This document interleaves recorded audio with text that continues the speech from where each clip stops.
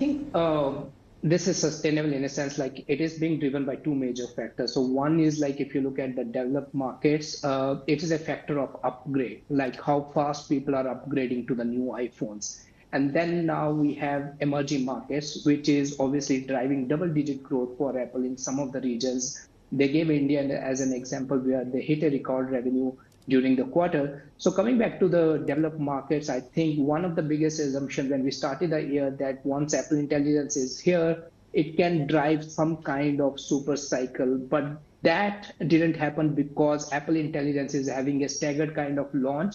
It is not available in the second largest region for Apple, which is China. So I think there are headwinds over there. And obviously, the consumers are not warming up to the entire idea of generative intelligence driven use cases.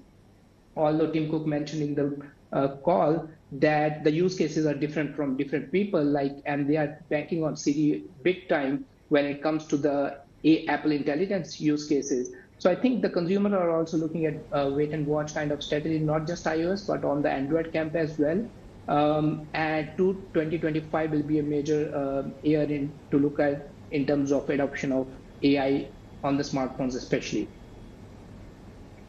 So the only thing that the street really cares about right now is AI, and Apple is at risk here of falling behind. What is Apple's answer to the trend, and how soon before we see Apple actually coming forward with a solution here that impresses the market? Because there's also some who have suggested that it doesn't deserve the valuation given it hasn't really pushed the needle forward when it comes to its AI advancements and developments yet.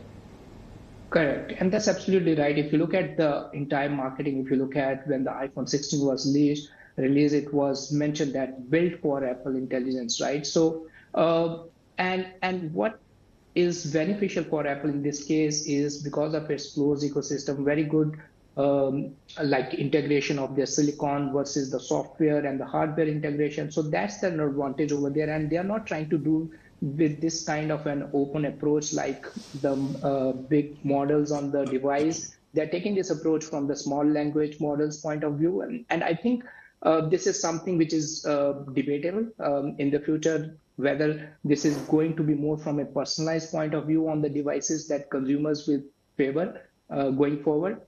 But on the other hand, we do not have enough use cases. There are use cases right now, but they are good to have use cases from the consumer's perspective. The real benefit of AI on devices, what we call generative AI on devices, is yet to be unleashed by most of the OEMs out there. And 2025 is the year when we think we will see some kind of glimpses of it in terms of adoption and the consumer response and awareness towards that. But and in Apple case, it's different because it's a staggered launch.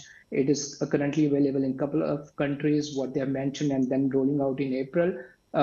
So it's something that we need to wait and watch what consumer response is going to be for this Apple Intelligence and other services going forward.